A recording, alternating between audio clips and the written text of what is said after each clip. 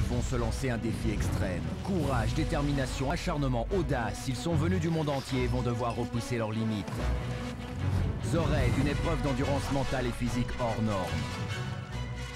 Pour tous, un seul but, être la première équipe à franchir la ligne d'arrivée. Seuls des athlètes confirmés, les meilleurs de la discipline, peuvent espérer relever ce défi. Pour participer, ils ont dû se qualifier sur 3 courses, les Cross Adventure World Cup. 3 courses sur 3 continents, dans les plus beaux paysages de la planète. En Australie, dans l'état de Western Australia. Aux États-Unis, dans l'état de l'Idaho. Et en France, en Savoie. Seules les 26 meilleures équipes du monde, les plus obstinées, les plus résistantes, peuvent donc participer à cette finale, Zoraid, au Canada, dans la province de Québec. Après les Cross Adventure Zoraid World Cup, voici enfin la finale, Zoraid World Championship. La région de Saguenay-Lac-Saint-Jean devrait offrir ses plus belles couleurs automnales tout au long d'un parcours de près de 1000 km dessiné le long de la route des fourrures. Après près d'un tiers du tracé parcouru en VTT et un deuxième tiers parcouru sur les innombrables lacs et rivières de la région, ce troisième Raid World Championship devrait logiquement sourire aux équipes les plus habiles en VTT et sur l'eau. Mais il faudra être très stratégique et prendre en compte les coefficients de marée, la gestion du sommeil et ne pas négliger les 15 000 mètres de dénivelé positive qui peuvent se révéler cassants.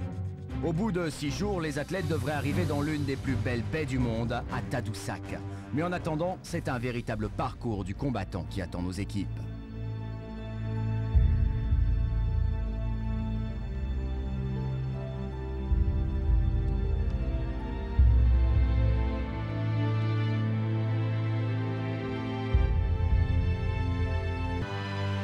Faire des rencontres ou pratiquer des activités outdoor dans les plus beaux paysages du monde, le raid, c'est d'abord l'immense plaisir de vivre une véritable aventure au sein d'une équipe.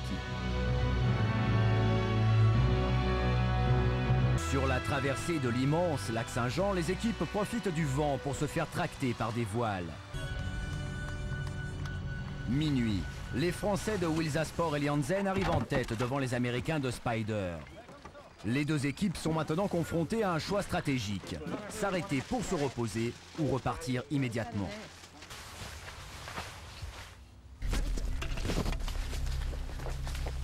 Sébastien! Oui, c'est par là. Il y avait les panneaux tout à l'heure. Bah ouais, c'est toujours le... C'était bon? Oui, le lac. Mais c'est bon, on pose pas de questions en France. Bon, maintenant on se concentre. Pourtant, regarde, il y avait les mecs qui regardaient, ils attendaient qu'on passe là quand même. Oui, bah oui, mais on ne peut pas être en France. 1000 km de course, c'est une distance interminable. Le lendemain matin, des équipes continuent de passer, les écarts se creusent.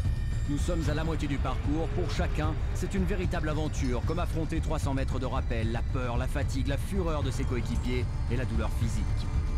Il faut avoir un mental à toute épreuve.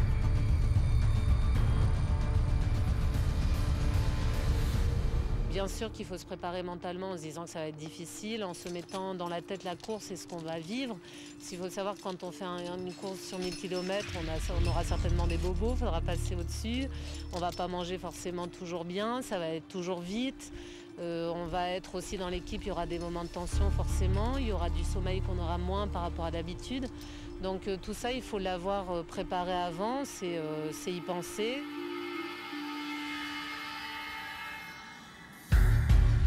Je pense que le profil du raider veut des gens vraiment mentalement forts, qui lâchent rien, malgré une erreur qui continue, malgré une galère, qui trouve une solution. Et ça fait partie du profil du raider. J'ai cette force mentale, j'essaie de la mettre au service de l'équipe. Et la motivation qu'on a tous les quatre va faire qu'on ira plus loin dans la douleur et que c'est vraiment une mayonnaise qu'on monte ensemble et puis qui va nous permettre à chacun d'aller plus loin. Plus de 7 heures que les Français sont partis. Leur assistance impatiente et le suspense commence à monter. Dernière nouvelle, ils n'étaient pas trop loin du dernier CP, qui est environ 20 km d'ici, donc ça se joue à peu de temps. Mais Wilsasport et Janssen se révèlent incapables d'aller chercher la victoire. En pleine nuit, Roland a craqué. Il n'arrivait plus à avancer, terrassé par le rythme infernal imposé par la course. Ils vont être obligés d'attendre qu'il récupère avant de repartir. Nike Power Blast remporte ce troisième Raid World Championship. Une véritable revanche après avoir terminé 3e l'année précédente sur une erreur d'orientation. Les Français de Wilsasport et Janssen finissent 2e, mais l'équipe reste déçue. Oui, je suis contente. Mais bon, quand on vient pour gagner, une 2e place, c'est pas une victoire.